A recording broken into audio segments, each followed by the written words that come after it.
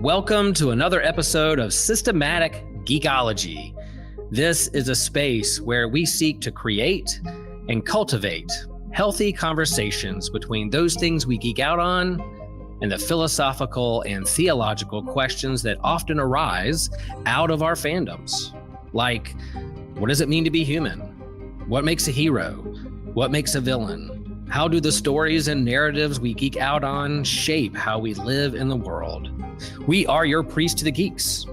We aren't all ordained, but we see ourselves as mediators at the intersection of geek culture and going deeper in our faith. We don't always have to agree, but we do respect each other, and we see everyone as a beloved child of God. Everyone geeks out on something, so come geek out with us and enjoy the show.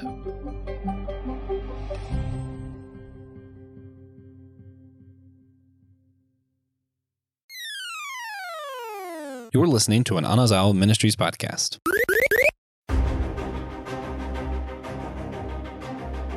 When reflecting on the faces and people that drive our superhero teams, that drive us who we are and what we hope to be and do in the world, those people who are behind us, who are driving us to be who we are called to be, who will be our sidekicks and companions on this journey and adventure? Well, on today's episode, Will and TJ are going to explore this question together. I'm super excited. Yes, I'm speaking in third person. You are hearing Will's voice at this moment, and with me is one of my favorite superheroes and geekologists and humans to podcast with, and that is the one and only TJ. TJ, how you doing, buddy?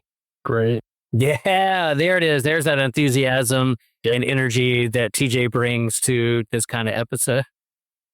No, I'm really excited about this episode because we have been exploring the faces behind us, those people that drive us in this world. And in the fandoms that we love so much, there's a whole host of people and humans and creatures that drive our heroes and villains to do what they do. And today we're going to continue this series about sidekicks and companions and how important they are. And here's the premise for today's episode. I, Will, and TJ will be competing to see who can come up with the best team of 7 companions and sidekicks. We're going to go through a list, and we're going to list our Star Wars apprentice or Padawan, a Star Trek blue shirt, a superhero sidekick, a hobbit or dwarf companion from a fantasy world, an anime or animation companion character, an animal sidekick, and one wild card companion character each. And then once we list our team and who we pick in this kind of sidekick draft, like a fantasy football draft, so picking our sidekicks, we'll then have a secret mission that we were given that we have not seen before. We're going to see it in live action here on this episode. And then we're going to explore and see how our teams do or fare in this secret mission. And man, when I heard about the premise for this episode, I was very excited. I said, I want to play that game. I want to do that. And here we are. We're doing it every day. How do you feel about this? Do you feel good about your picks? You came in prepared. You never know. There could be there's an evolving process to this and how we do this. Yeah, I have no idea because I came up with the mission, or we came up with the mission for the other one for Josh and Christian, and then I showed up in their episode to delineate. But ours was pretty simple, and I've heard that theirs is not. Oh, okay. Yeah, we cheated a little, and we already have we can see the title, you and I, right now. That guy. Yeah. So we still have more information than they did, but they've told me that coming up with the mission was quite a process. The email also included a slideshow and a Google document. I love it. I love it. Yes, and so yeah, you can hop over on YouTube as well to see our slides, to see the mission, to see these things. If you're listening in your earbuds, you can come over and subscribe to our YouTube page and smash that like button and do all those things as well, because there's a visual component to what we're doing. And I haven't seen that. I don't know how it's going to play out. We'll see. I'm very hopeful, and I love improv. I love things that are kind of thrown at me to see how I react. And I think that's going to happen in this particular episode, along with some things that I have planned, like with life. Mm. So let's kick things off with what we're geeking out lately. TJ, are there some things you're geeking out on that you want to share with the folks? I got a few things. I'll try to boil it down to a couple. Yeah. Well, for me, it's mostly been Final Fantasy 14, getting into the MMO space.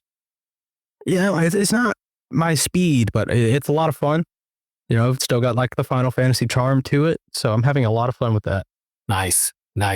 Yeah, I'm I'm a Wednesday warrior and go get comics every Wednesday, and I really like what both Marvel and DC are putting out these days. It's pretty fun to be a comic book fan, but I really love this event that DC is doing called DC KO, where the whole heroes and villains have to fight Darkseid, and there's this kind of March Madness bracket of tournament style Street Fighter, Mortal Kombat kind of style where they're fighting each other to win the tournament, to see who gets to fight Darkseid. And 2 issues have come out, and there's a couple side comics tie-ins a part of this. And I'm not buying every single tie-in, but most of them. I'm just really loving this event. I have, with comics, I've had some event fatigue over the years because, it's just kind of what they do. They have an event and there's 100 comics you have to buy. But this one is good, and I'm really like what they're doing. So if you like comics, if you like DC characters, I really recommend checking that one out. Yeah, we're trying to profit off of the Death Battle fans,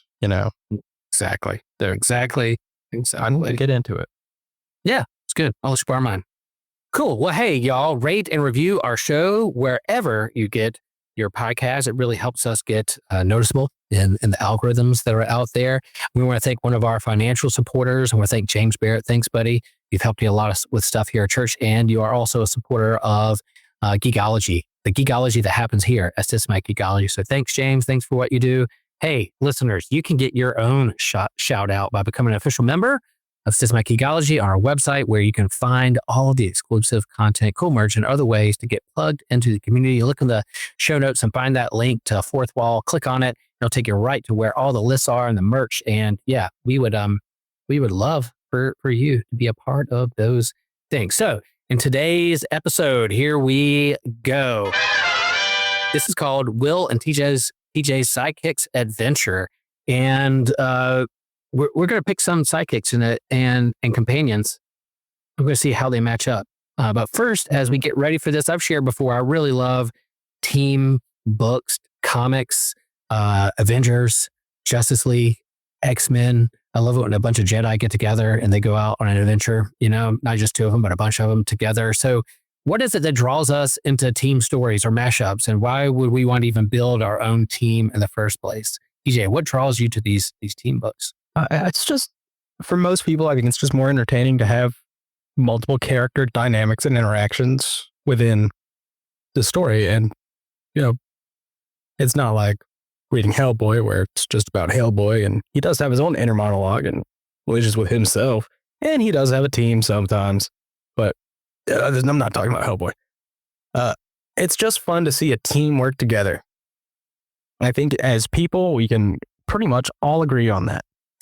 Yeah, because none of us are alone. We are a part of a family and a part of the drinking game that Joshua and I do. We are all entangled and a part of one another, and what we do and our actions matter in this world, and it affects everyone. And so I like the team books. I've always liked the team books growing up, whether it's X-Men or Justice League. And I love the interaction, the drama, the kind of the soap opera of those books. But I think now part of my life as being a youth director, a camp counselor, and now a pastor and shepherd of a community, my whole life revolves around teamwork and try to find and discern gifts and different gifts that people have and how to bring them together on a team. I'm almost like a coach of a football team or basketball team or whatever. Everybody has their own gifts. And what gifts do you have when you come to the table, and how can we work together? Not everybody has the same gifts. It's that Pauline image of the body, people coming together, all these spiritual gifts coming together. And a big part of my life is pulling teams together and trying to get people to work together as a team. Not only my staff here at church, but other aspects where, like, even Systematic Geekology and different hosts, how do we work together as a team and our different gifts and what we love and geek out on? How do we work together on all those things? So I really like that. And I like to see that played out in the stories that I consume and those things that I geek out on. So this is going to be fun, putting a team together and seeing how they interact with each other. Yeah. And there's like the value of $1, you know? You could buy a single person, like you buy a Flash comic book or you buy a Justice League comic book. That's 6 times the superhero for the same money. Right. You know, I could, buy a single issue of Iron Man and Spider-Man and then Wolverine and Captain America. But what if they're all in one team? I get all my characters all there in one book. So there's some efficiency there. Yeah. I like it. I like that rationale there. So thinking about not just teams, but sidekicks, that's a big part of, and companions, a big part of fandom and stories and all those kinds of things. What is it about sidekicks that the appeal is there? Or why do we need sidekicks? What constitutes a companion? And why do we focus on those characters today? Yeah. Well, no man is an island, you know? True. And everyone needs something. No one can do everything. Not even Superman. And his whole thing is being the Superman. So there are gaps to fill. And every team, I think, tries to fill those gaps. Even the ones with Superman on them. That's right. Well, I think, at least in comics, if we're going to lean into that and kind of sidekicks, I think part of that, and you see it in TV shows too, is like once you have like an aging hero, aging comic, aging TV show, to reach a younger audience, they want to grab and put some kids on there so that they younger audience can relate to it and grow along with them. So maybe a Superman or Batman that are get a little older, long on the tooth. And so they bring a kid on to kind of like, oh, there's a new kid here. And so maybe that will appeal to younger readers that they can relate to. So there's like a cynical version of like, they're just trying to get more readers and keep people plugged in. But I think you see this in the latest Stranger Things season too. You have the old school team and those kids have grown up and now they're older. They're in their 20s playing high school students, but now you still bring in a younger kids from a younger class in school that are like still have the same vibes of the original Stranger Things crew.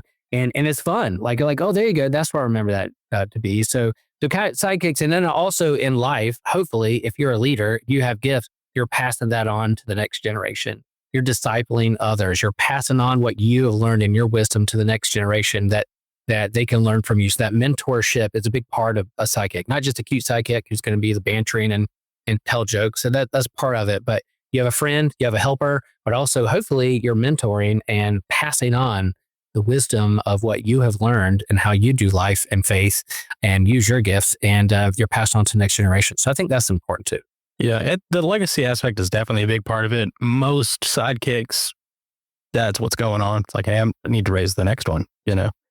Very infrequently will we be like, hey, I like this guy. He's working with me now. But it definitely happens.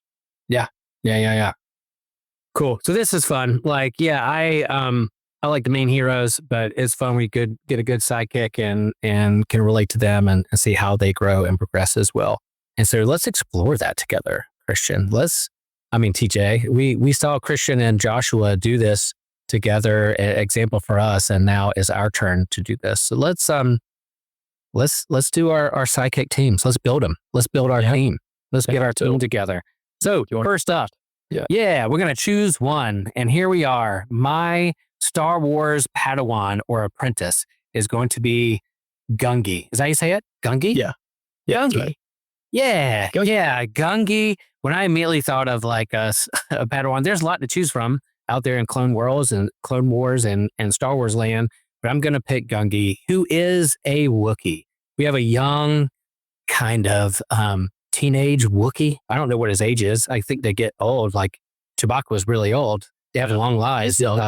He's young, but in a green lightsaber. So Gungi, not only do I love Wookiees, not only do I, that as companions and seen as like George Lucas talk about Chewbacca being kind of mirroring his own dog that rode in the front seat of his car when he drove around, Chewie as Han Solo's companion and sidekick, but a leader of his own. I wanted my own, so I'm going to pick Gungi. And I think he's awesome. He is. And we're just going to assume that I understand we understand each other. We understand, of course. Understand each other's language. Understand Wookiee. So Gungi, there he is, right there. Wookiee Padawan. All right, cool. What do you got, TJ? Yeah, Wookiee Jedi is such a good choice. I didn't do the same thing. I did think about it though. I kind of went a much more sinister route. I chose Darth Xana from the Darth Bane. Darth Bane's apprentice is Darth Xana. From those novels, just because those are my favorite Star Wars novels. She's my favorite, Sith apprentice, and she's so cool. She's awesome. Man, like, she's so cool. She's a Sith sorcerer. She's, killed Darth Bane. Like, she's got it all.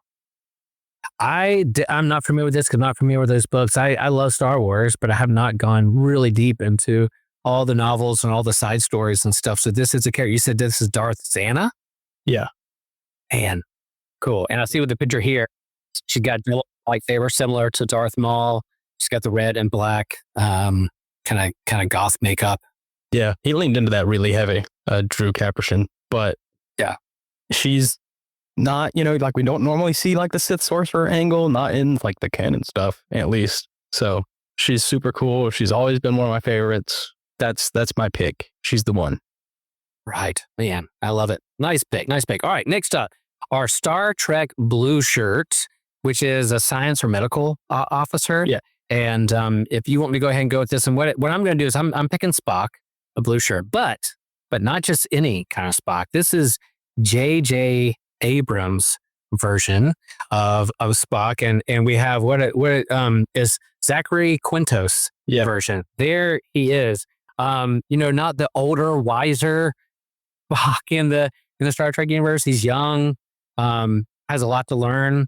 But I'm picking him because I think if he's on your side and he's loyal, he's going to be loyal to a fault.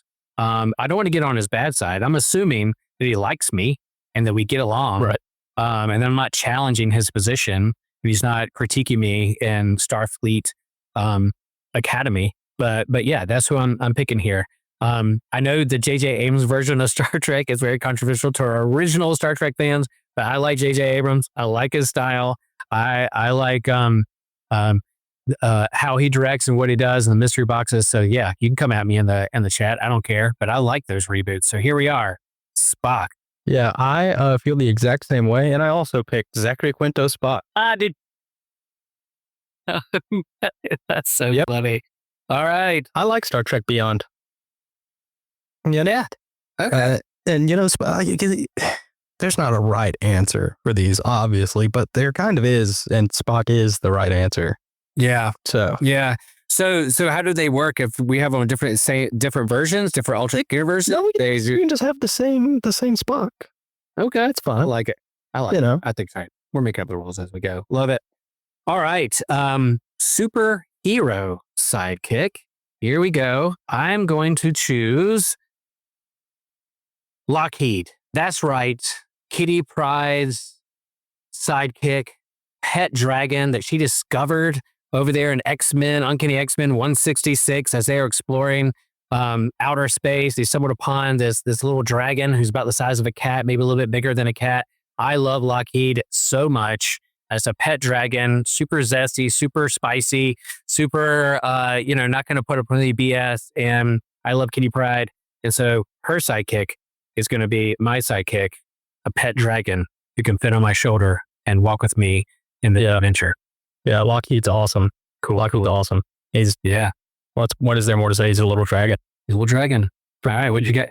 All right. I ripped it early. I was like, yep, Crypto. That's my favorite superhero sidekick. There were other thoughts. But, I don't want to pick Robin. I don't want to kill another Robin. If things get bad. I think Crypto's got the stuff. Absolutely. And I've shared this before, but someone not long ago asked me what was the last movie I cried in, and I said, that was easy. It's the Superdog movie. And they're like, what? And I was like, yeah, the Superdog movie that happens to have other characters in it too. But Crypto stole the show and that one. And as soon as he showed up on the screen, yeah, my eyes welled up. He looked kind of like my dog, Woody, and Crypto. Who doesn't want a super dog? We love dogs. And the ultimate companion and sidekick in life. And who doesn't want one that's supercharged and has the powers of Superman? So good choice.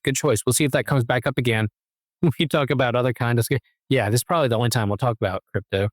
All right. I love this one. I really had to deep dive and do some exploring and looking at things.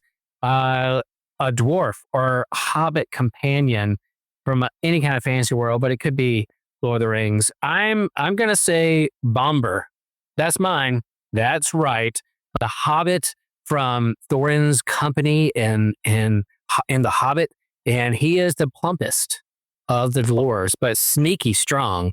Sneaky strong. You think he's just, one of these guys who are a little larger than everybody else, maybe moves a little slower, but he's sneaky strong. And so I think he's the ultimate companion out there, a dwarf that I'm going to get along with the most. So Bomber is mine. Oh, yeah. Also, great attitude.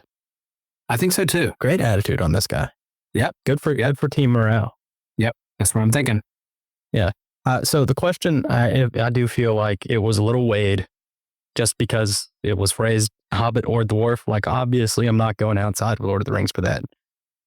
Sam. Ah, good choice. That was first. Sam, like if I'm choosing one, Hobbit or dwarf to be on my side, if I can get Sam to respect me half as much as he respects Frodo, that's an advantage in and of itself. I agree. The real hero of the whole Middle Earth is really Sam. And so to have him on your team, I feel like I'm already at a disadvantage if we're putting these two teams against each other because of Sam. But yeah, well, I'm sure we're not, but we'll find out. Yeah. At least I have Lockheed. That's what I'm thinking. And it's not a dragon from Lord of the Rings. That's cool. So at least it's a friendly dragon. Yeah. And I'm just, the most supportive person I could possibly imagine. Samwise Gamgee. 100% potatoes. Potatoes. All right. Next up, number 5 on our team, an anime or animation companion character. I'm not real steeped in anime, but there is one that I really do like. And I love Cowboy Bebop, and I'm picking Faye Valentine. I think you want her on your side, and that's what I went with. Faye Valentine. Absolute choice. Like, phenomenal choice. Thank you. I saw that in your slides and I was like, oh, that's so smart.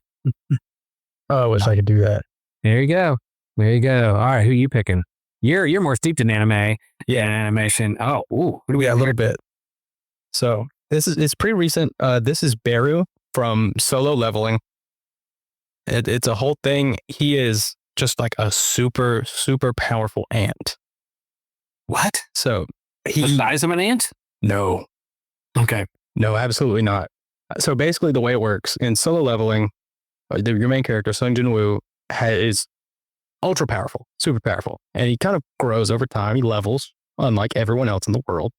But his main ability is resurrecting his enemies, and they fight for him. So this ant shows up, Beru, kills pretty much everyone else, all of the strongest hunters.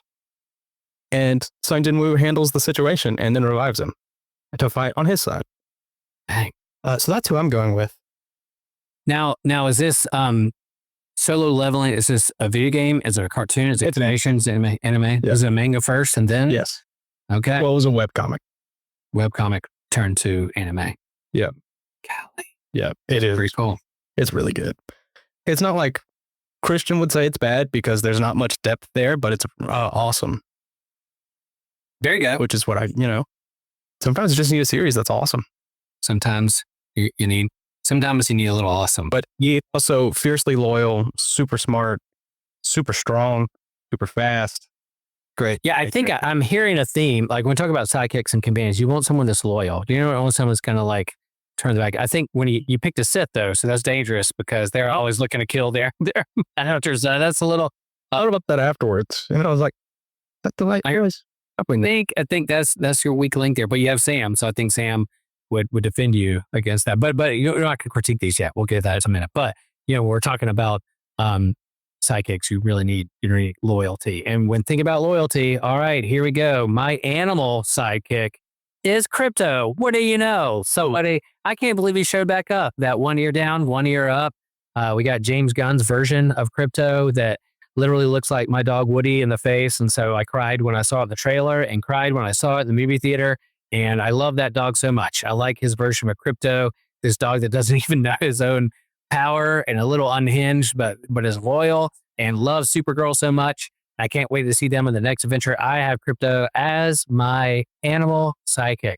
And I love it that TJ are already thinking on the same wavelength and had common picks here. I love it. Yeah. What? I cheated a little bit, and I might have to justify it, but I'm going to. Scooby-Doo might be who the series is named after, but he's not the main character usually. Mm-hmm. Mm-hmm. He is the sidekick. It's just very important sidekick. Mm. And he's Scooby-Doo. He's Scooby. He's Scooby. Oh my What are you gosh. going to do to Scooby-Doo? You know, when we were thinking about these lists, Scooby never came up in my mind, but now that you throw it up there and mention, I'm like, what a good choice. That is fantastic. He's Scooby-Doo. He's Scooby-Doo. You feed him, and he is going to put aside whatever was ailing him and get the job done. He'll do whatever you need him to do. For Scooby. I feel like I feel like Sam is the one who's going to have a pocket full of Scooby snacks and ready to hand them out for Scooby to eat. Absolutely. I love it. Okay. All right. Our final pick, wild card companion. I'm going with Robin. You talked about too easy, the original sidekick, but it's not just Dick Grayson, who is older or teenage or getting ready to become Nightwing. I love Dick Grayson. I love Nightwing. I love him as a hero as his own right. But the fact that like they brought him on board, I'm thinking 12-year-old Dick Grayson, who's fresh off some trauma, who has still got that acrobat energy and wants to ask lots and lots of questions. So from the 1940s Detective Comics number 38, way back in the 1940s, here we have Dick Grayson, 12-year-old, hold it, Batman, it really me, your ward, Dick Grayson. Boom. There you go. Yeah. Good answer. I went a different direction. The Sapien himself, Abe Sapien from the Hellboy. I felt like, like we have Spock, we both have Spock. So we're not lacking in the brain power department, but I felt like it could use a little bolstering. There's a lot of animals on my team. I like it. I like it. There is A lot of animals on my team. So someone like Abe, who is not only very smart, he's not necessarily a detective, but he has his moments. He's also excellent hand-to-hand combatant, which I've not a severe shortage of, but he can aim pretty well too. Yeah, if it comes up and I need someone to fire a gun, Spock's not the greatest with a phaser. Abe will hit a shot. Yeah. Yeah, we'll talk some strategy here in a little bit. I'm thinking about Spock and them. That's a good team up. Those two together. I wonder if they'll butt heads, but we'll see. I don't know what happens. They've both been known to step aside when they felt like it was necessary. So. All right. Here we go. All right. So we have our teams together. I'm really liking my team. And I don't know if I'm gonna give them a special name yet or not, but I think we need to know what our mission is. What is the mission? And here's the unveiling. Drum roll, please. Whatever sound effect you want to include. But here we are. We're opening up the slides, and TJ's going to reveal what our mission is. Yeah, I feel like evil laugh is probably what Christian envisioned here. We're learning this together for the first time. We are. This mission is called Whale Hell, Release the Kraken. Oh. So let's find out what we're dealing with. Let's do it. The demonic plot. Good grief. Okay. So the Great Duke of Hell, Folklore, under the delusion that he may somehow earn his way back into heaven, is being manipulated by his fellow Great Duke of Hell, the Par, to rid all worlds of all cetaceans, which are whales. The Par has a short folklore that if they can outwit God, then he will be impressed enough to let them re-enter heaven. The Par wishes to destroy cetaceans of all kinds, as he erroneously believes that a whale is the giant fish that swallowed up Jonah. Thus, if he removes every cetacean and large sea beast from existence, Jonah cannot survive his undersea excursion, and we never get the VeggieTales Jonah movie, creating the saddest timeline of all.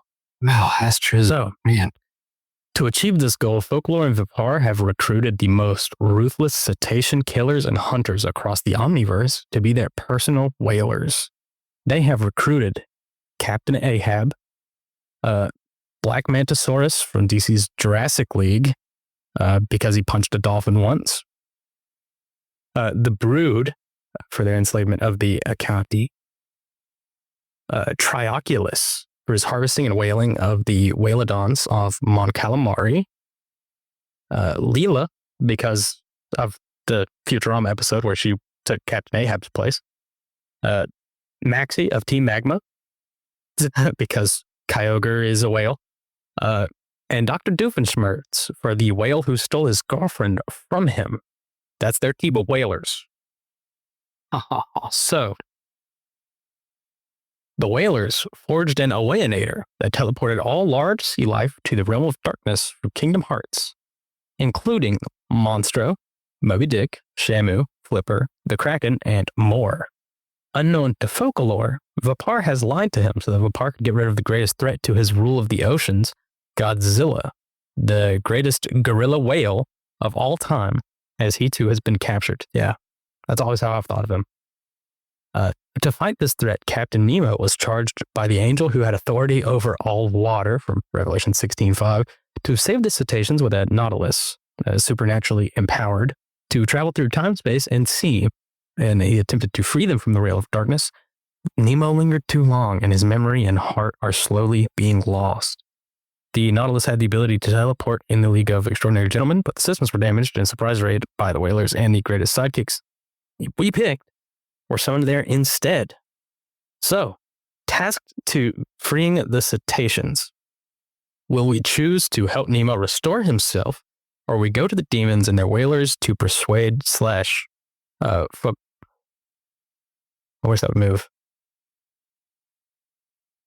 What does that say? Force them to release the whales and presumably the Kraken. Upon arriving, the Nautilus will give us all the information regarding Nemo's status and all the stuff we've read so far. But that is our task. We have also been given an additional document called the Legendarium with some additional rules. For the purposes of this omniverse, every conscious entity has a body, heart, soul, and mind. So anyone can become a heartless or a nobody, which is Kingdom Hearts stuff. Of course. Anything with a soul is capable of repentance and salvation. Folklore and Vapar are from the Ars Goetia, which is the medieval demonology text. This is after Doofenshmirtz has already turned from evil once, because he didn't really feel evil. Multiple Godzillas can be present because this is an omniverse. So we have, like Heisei, Toho, Legendary, Shin Godzilla, like multiple Godzillas. There are at least 2 Monstros. Good grief. They thought about everything. I know. And thought about everything. Goodness gracious. Yeah. The longer we stay, the more memories deteriorate. And man, this is like a very complex D&D campaign, and I like what they've done here. But for this like episode of Systematic Geekology and a one-time stop, there's a lot here to think about in terms of how we rank our teams. Now, TJ, did you know that there's a surprise that the Lord has visited us through a dream and offering us one biblical assistant or companion or disciple or shield bearer that we can bring to our team. So not only do we have our 7 sidekicks, but we have an 8th bonus sidekick or companion from Scripture.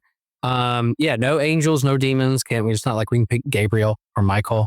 Yeah. I guess you could pick Jesus if you really wanted to, but no supernatural characters allowed. I guess Jesus is pretty supernatural in some of those things. But, if you're going to choose someone from Scripture as your companion / disciple / shield bearer, who are you picking? Yeah, well, it's really hard not to say Jonah. Oh, nice.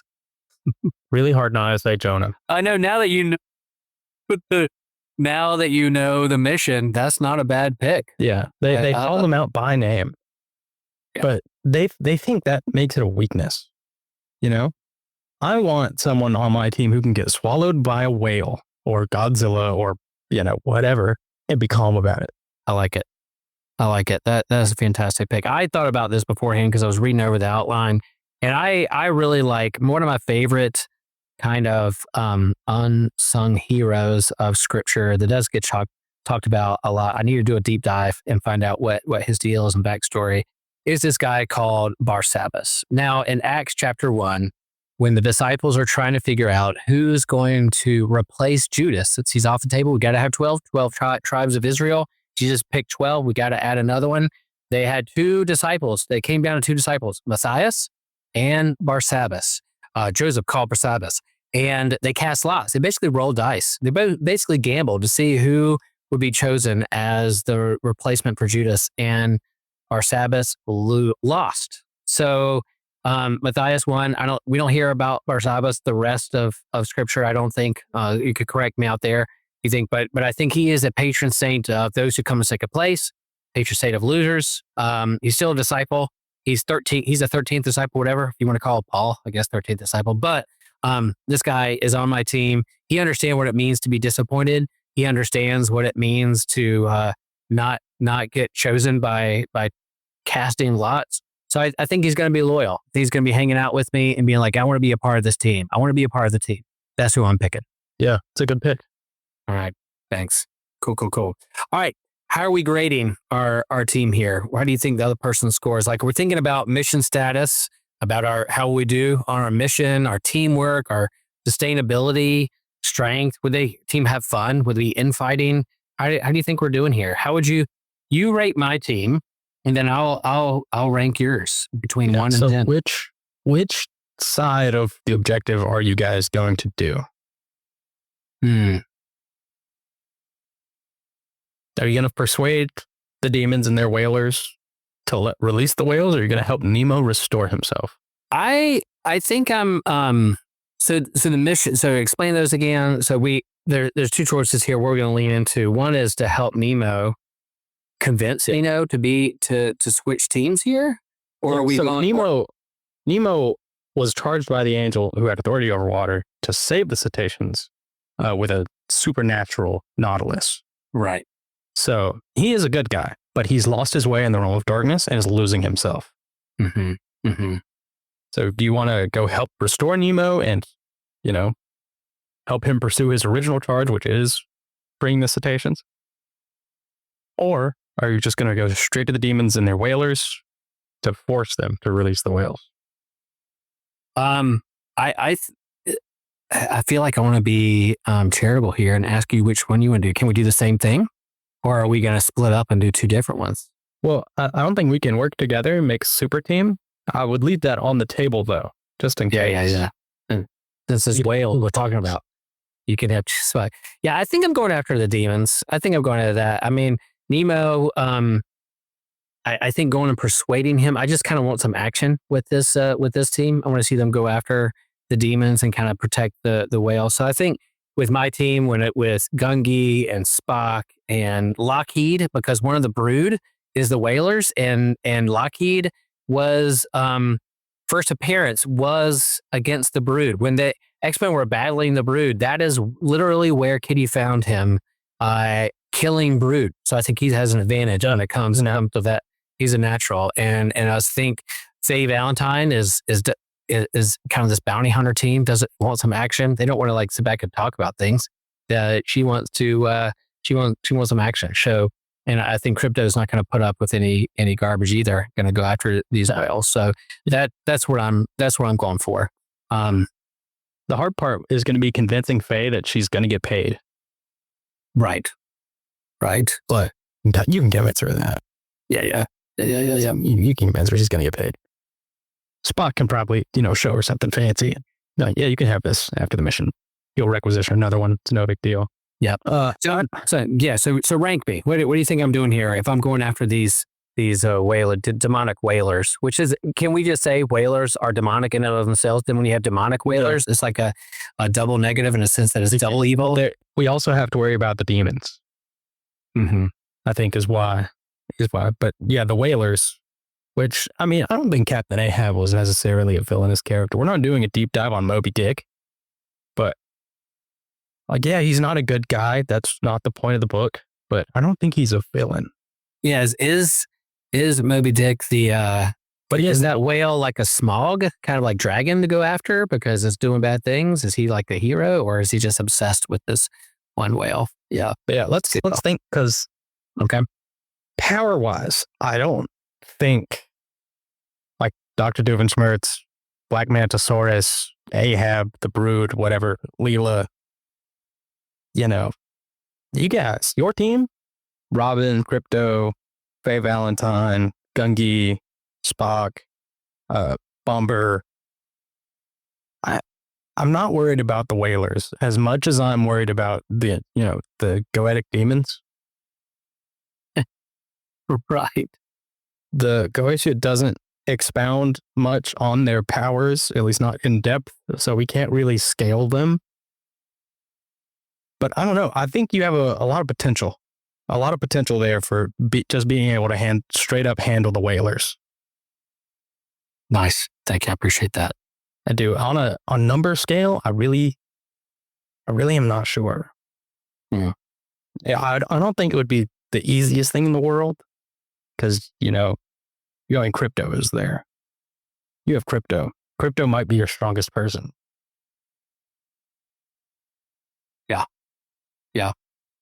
And with this mission, are they space whales? Are we going in the water? Where are they keeping these whales? Like, where's the secret, hideout for these villainous whalers? Is it some kind of evil sea world? Let's see. I'm checking the mission legendarium. Okay. Nothing specific. Okay. So I feel like your team has an advantage when you have like an underwater breather, Abe Sapien. I think that's really, really good. But I think with the technology in the future, I think Spock, both of us have Spocks that can use that kind of Vulcan knockout grip thing that you do is pretty good. So there's one thing, it's like, I don't like what you're talking about. I'm just going to like do that Vulcan knockout grip. Good night. But it's the realm of darkness, which I'm pretty sure is just a big realm of nothing, more or less. Mm-hmm. So it's not necessarily underwater, but I guess they're not going to dry out or anything. Right. Okay. Because they breathe air. Cetaceans all breathe air. Look at my team. Do you see any chinks in the armor there for teamwork? For teamwork? Yeah. I mean, Faye can be greedy, but I don't think, she's not just going to buzz off somewhere. She's in the realm of darkness. She will be motivated to see this through. So teamwork, it's got to be at least a 9, just because Faye is your weakest link and she's not going anywhere. Right. And Gungi and Spock and Crypto should pretty easily be able to convince her that she needs to stay with you and finish the mission. Yeah. Yeah. For mission status, I would say probably an 8 as well. At least an 8. Because without knowing the exact scale of, folklore and apart. But Crypto can absolutely handle the entire brood. True. So and I got lucky. And I got lucky there. And lucky. Which I think fact that they named the brood. I don't know if they saw who my sidekicks were before at all, but the fact that they picked the brood and I have a first appearance of the brood, I think lucky there it showed up great. Pretty funny. Yeah. And sustainability and strength and fun. I think I have some fun. I'll advocate that this team's going to have fun. I know with Faye Valentine, I think we can soften that heart a little bit with the team we have here. And Lockheed, looks intimidating. It doesn't look fun, but there's a reason that this thing really is gravitated towards one of the sweetest people on the X-Men, which is Kitty Pryde, and can curl up like a cat next to her on the couch or wherever and literally purr. Yeah. So for sustainability, you guys probably like a 9 or a 10 if you can convince Faye, if you can make it worth her while to stick around, then I don't see any reason for the rest of the team not sticking around. Yeah. To continue to adventure. We just have to understand that there's the paycheck. There's a payday. For her, it's about the payday. It's about the payday. Because if you bring her into, what she could probably just imagine as hell, it's going to take something to convince her to stick around. It's going to take something. Definitely more sustainable than my team. Power-wise, I don't think your team is that strong. I think definitely strong enough to take down the Whalers, but I don't think the Whalers team is particularly strong. Right. It's what's next. It's the big boss. It's the demons that we got to worry about. Yeah, strength-wise, I'd probably give your team like a 6 or a 7. Mm-hmm. Mm-hmm.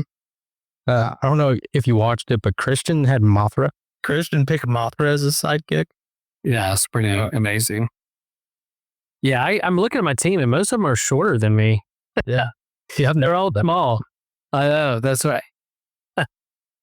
Oh, I don't have any big giant sidekicks on here because I'm immediately thinking sidekick. Someone they got me the short guy. Sidekick's the little guy. Although in my little banner here, I put myself as your sidekick. So I'm a little taller than you, but I'll be your sidekick, TJ. I would be, which is fine. I don't need to. We can both be someone else's sidekick. I don't need. Cool, but overall, you feel great about my team. I can complete this mission. You feel like I do, absolutely. Andrew team's a lot of fun. Cool. I think my team might have more fun though. I agree. I'm gonna work backwards with yours. I'm thinking about yours. You're having fun there. I do like it that we pick similar teammates there. But as I look at Spock, I don't know if this version of Spock is a lot of fun. He has a lot of lessons to learn. But when you have Crypto and Sam together. And Scooby-Doo. That's I feel like that going backwards with fun. That's a lot of fun. I would watch that movie, TV show, cartoon. You have some strength there. I mean, you have a Sith on your team. That's pretty strong. Yeah, she's a Sith, very, very strong sorcerer. So that upgrades that there to kind of higher numbers and the excellent range. Sustainability, when you have Spock and you have the Sith apprentice, the loyalty there is not good. I think you might get stabbed in the back for an opportunity to take over as the main Sith Lord because of the rule of 2 that's going on there. So I'm going to knock that down to like a 5. But teamwork, knowing that what they have their mission, I feel like this team, your team together, would work pretty well. So I'm gonna pull that up to about an 8. Mission status. What is your team on this mission? I think we're also going after the Whalers. You're also going after the Whalers. Yeah. I think there's no playing around, and there's a Sith. We'll say Nemo later. We'll say Nemo later. I think Nemo's really savable. There's no doubt that can't happen. But you got to go after the Whalers. I like your. I think when you pulled Sam and Scooby and Crypto, I think that's the team, the trio that's really pulling these together. And what was your biblical? And Jonah, I forgot you have Jonah. Oh my gosh! All right, your mission there is a 9.5. I think because of what we're doing here with Whalers, and you pick Jonah, and you got Sam. Now the thing with Jonah, again, the sustainability. Jonah is a powder. And so there may be something that happens that he's like, oh, woe is me, God. I'm going to go sit under this tree and cry for a while. And I can't believe it. So I think sustainability is the weakest link. But in terms of strength and mission status and teamwork, I think it's ranked pretty high. I give you a solid 8.5 on all of them together. Yeah, well, I think what's going to happen is when Jonah gets pouty, that's when Santa is going to go up to him and start feeding him Sith rhetoric to use that sadness to fuel him. Oh, that's a good one. That's what's going to happen. She also does have some experience working as a team. That's how she was kind of recruited.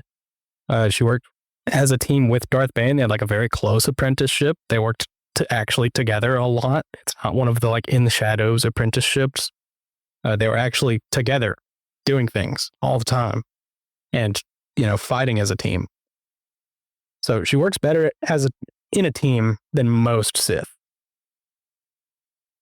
But yeah, she's still a Sith Lord eventually. So She does hunt the one Sith.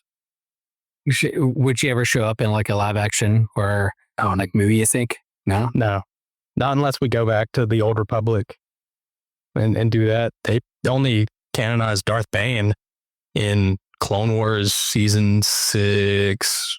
Yeah. 5 or 6. There you go. Oh, I love that. So yeah, all right. I like this mission. Anything we're missing in terms of what we need to do, the final rankings of which team do you think is going to be the most successful in this, as your honest opinion here with this particular mission? I think your team is going to be a much better team. I think you have a much better chance of nothing happening to ruin it. Yeah. Darth Xana could definitely just get tired of it and try to get rid of Scooby or Sam and really not struggle to do that at all. Yeah. So it's tenuous at best. I agree. I think your poll, I think your team will be pretty successful. I don't know if your team is going to spend a lot of time with Nemo. So that I think they don't care. I think as a whole, Sam might, Scooby might, Crypto, but you have some players on there, a Sith Lord and Jonah, who's a powder. He did not care about Nineveh. He just did his one sentence sermon and then went and powdered on trees. So even though he has experience with whales, may hold a grudge there too. So I think with Nemo and some of that may just not pay attention, but I think the overall mission, I think they would have some success there, but I don't know if it's going to stay together at the end of this mission. Yep. So I think you guys are much, much better off than us. But let's check, okay. on Folklore and Vipar. So in the Ars Goetia, Folklore his domain is wind, the sea, capsizing ships, and drowning people. Oof. That's oof. You can't drown Abe Sapien. No. Darth Xana can use Sith sorcery to not need to breathe. She had to do that once. Spock, respirators exist in Star Trek. I think so, but I think he has some kind of Vulcan thing. He probably can hold his breath for like 3 days or something. Some meditative Vulcan thing. Scooby can probably just figure it out. Scooby can do it. Crypto can hold his breath for a very long time because he flies through space. But he's also in a dark realm. So is there sunlight? Is a void of sunlight? I think both cryptos kind of the weakness. Both cryptos may lose steam pretty fast. We could lean into them, but if they don't have that sunlight there, they could get in the dark with no sunlight. Dark realm may be a disadvantage for cryptos. Maybe a disadvantage.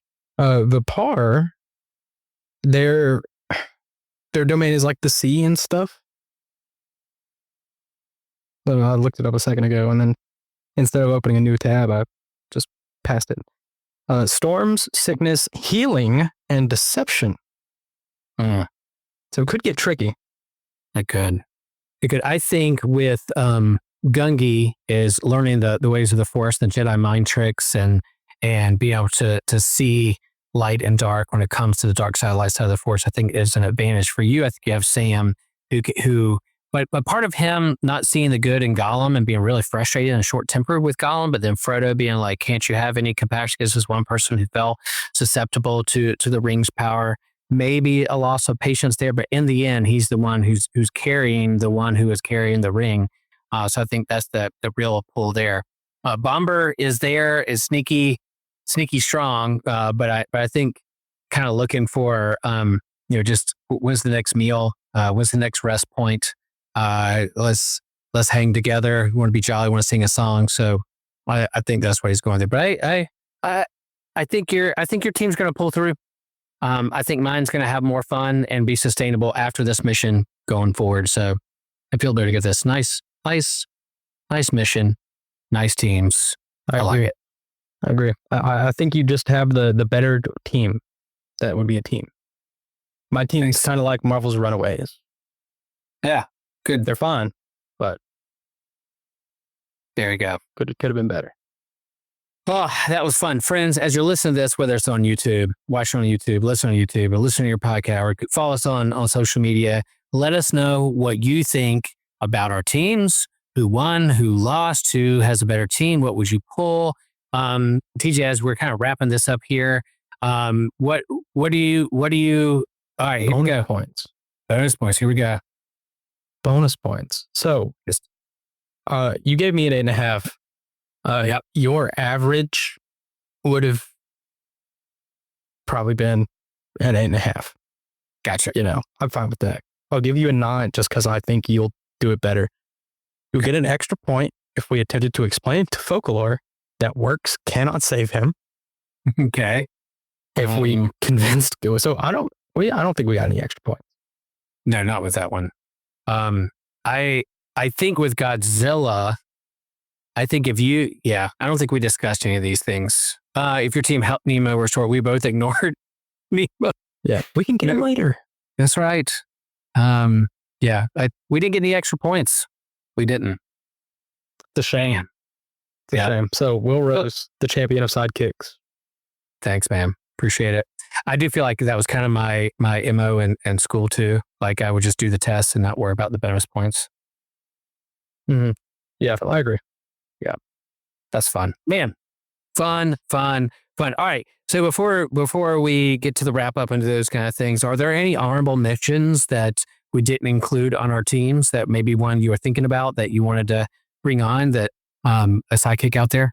Yeah, it's hard to because there are so many sidekicks. There are. Any Padawan, Ahsoka Tano obviously came to mind. I'm with you. Darth Maul technically is like, yeah. The problem with the series like Star Wars is that we've seen so many characters at so many points in their trajectories. Like you'd say favorite Padawan is Obi-Wan Kenobi. You could have Obi-Wan on your team. Golly. I know. I just wanted a Wookiee. On my team. That's basically which is reasonable.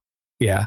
But that's good. Like a young Obi-Wan or a young Darth Maul. That's good. Man, like we could even do Dooku because he's technically Sidious's apprentice. Yeah, that's true. There's a lot of sidekicks to mention. Ones that I really would have liked to have, but couldn't. Didn't add. Sometimes I just don't feel like it. Liesel Pawn, the super intelligent smallpox Green Lantern. One of my favorite characters ever. So funny. There's a few lanterns I'd like to see there. Dexstar, the Red Lantern cat. Great character. Nice. Every dwarf in Thorin's company. It would be a great companion. Yep. But man, there's a lot. Yeah, and as I was thinking, my mind went to, again, comics, and I like the X-Men New Mutants. A lot of those who are, again, the all new, all different X-Men, when they got kind of long in the tooth, they're like, we need some younger mutants. And so they had the New Mutants, and they had I like Cannonball. I like some of the teammates, Sunspot on the New Mutants. They're young, they're teenagers, and they're looking up to the big, when can I be a part of the big X-Men team? I'm on New Mutants now and be trained. I really like Sunspot. He was one that, again, another solar powered mutant with super strength, I think would be super cool. So yeah, that'd have been helpful in there. It would have been really helpful. Super helpful. Again, but they're in the dark realm and he didn't have solar power. That maybe that worked out. But maybe because Sunspot can't generate his own power. I don't think so. I could look at that. But if he did, he could have solar powered a Crypto. Yeah. Okay. Yep. If he had stored energy and shared his energy with Crypto. That's good. I love it. All right, y'all. Let's wrap this thing up. We're going to have to add one more. Lad would have been a great pick. Yes. Yeah, we could have known the mission beforehand. It was just easy Aqualad. Done. Well, and she's not a sidekick to Aquaman, but Mara would have been fun. Like get a female on this team. On my team, I was pretty male heavy on mine. Get a female on there and get Mara, who can control water and communicate with whales. Yeah, would have been helpful. Sapien, I think, can communicate with whales, but yeah, that would have been good. Dang. Love it. All right, y'all, we're going to have an extra question. Our extra question is going to be, which of our sidekicks on our team would we like to see grow up to become their own hero and then have their have their own sidekick later on down the road. So they're young now, they're in their teens or whatever. But let's say 50 years from now, they're older, wiser, and have their own adventures and a long history. Who would we like to see our sidekick grow up and then get their own sidekick? So that is our extra question that you can hear over on Fourth Wall with our bonus coverage over there. Once you become a member and join up over there, you can find out how TJ and I answer that question. Okay, let's wrap up here. As we wrap up, TJ, our recommendations, anything from our sidekicks or stories from the sidekicks that you would do, or anything out there in pop culture that you would recommend to folks? If you've never read a Hellboy comic, absolutely do that. Abe Sapien's a great character. The world of Hellboy is a lot deeper than the Guillermo del Toro movies, even though those movies are great. I like it. My recommendation is a comics recommendation. I'm going to make two. One is it's not for everybody, but Squid Game is a TV show that our family likes to watch together. But there's a game show called Squid Game: The Challenge, where real people play the game. They don't really kill them, but they have the same kind of games and people trying to win money and backstabbing, but also they form alliances, and you get to pick personalities and people that you're pulling for and see how long they last out to the end of this game. And it's a lot of fun. Again, teamwork and who you're going to pull your team together. If we're talking about sidekicks and how to pull a team together, it's definitely a show that looks at human nature and human condition and what humans do, either work with or against other people. I really love it. I love to see how the human condition plays out in that. And then I'm also going to recommend Batman and Robin Year One, Mark Waid, Chris Samney. Great art, great 12-issue comic that is going to be a graphic novel here soon. If you want a young Robin and a Batman who's trying to learn how to work with a sidekick and what that means for him, I highly recommend that comics. It is going to be one, even though I have the collected single issues, I'm going to get the graphic novel and put it on my shelf because it's super fun and a great story. So that's what I recommend.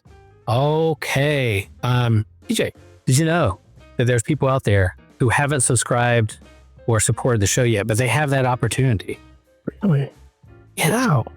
There might be somebody listening who maybe have listened to 100 episodes and they're like, you know what? It's hard for me to support the show financially, but you can also be a free member. There's a free option on Fourth Wall that you can subscribe and get the bonus content. We're looking, for you to go deeper in your relationship with our show and to support us. And we do appreciate whatever level that you support us at, whether it's just listening or hitting the download on your podcast. But over there at Fourth Wall, you can do the same. And so we do want to thank our financial supporters. Again, thanks, James Barrett. Thank you for your support. And then you can get your own shout out later on down the road. You become a subscriber. So appreciate it, y'all. Thanks for listening. What are your sidekicks?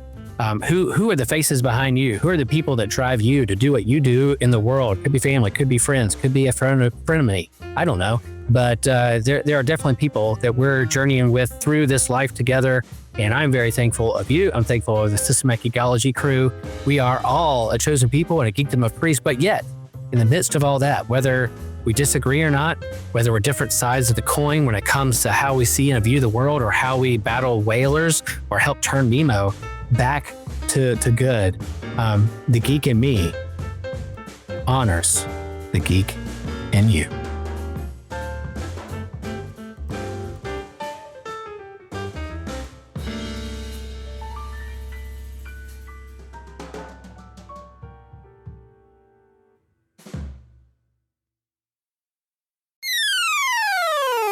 Hey, podcast fam, want to stay even more connected with the show? We've got you covered. Check us out on Instagram and Blue Sky, where we're posting exclusive content and bonus videos and fun updates that you won't get anywhere else. From sneak previews of upcoming episodes to bonus content, our social accounts are the best way to keep the conversation going. Plus, it's a great spot for you to interact with other listeners and share your thoughts. We love hearing from you. When you follow us, it helps us grow and continue bringing you the content that you love. Whether it's a funny poll, a quick clip from today's episodes, or just random thoughts, you're feel more plugged into everything we're doing. So go ahead and hit that follow button on Instagram and Blue Sky. It's one more way to be a part of the show and keep the good vibes flowing. Thanks for being a part of the family, and we can't wait to see you there. Hello there, listener. Thanks for listening. This is Evan Garcia. I hope you enjoyed this episode. We just wanted to come in and remind you that this episode is part of a bigger network of podcasts called the Anazal Podcast Network. We have great shows like the Whole Church Podcast, Kung Fu Pizza Party, and the Homily with Pastor Chill Will. Chill Will, the podcast has sermons from our host, Pastor Will. Great sermons every time. The Kung Fu Pizza Party is Brandon Knight showing his expertise and his passion for everything Kung Fu films. And he dispenses a bunch of wisdom. Great show. And the Whole Church Podcast, where Josh and TJ interview people from different denominations and church traditions to pursue greater church unity. It's a great podcast to see what other denominations are included. And we just want to say thank you so much for listening. See you next time.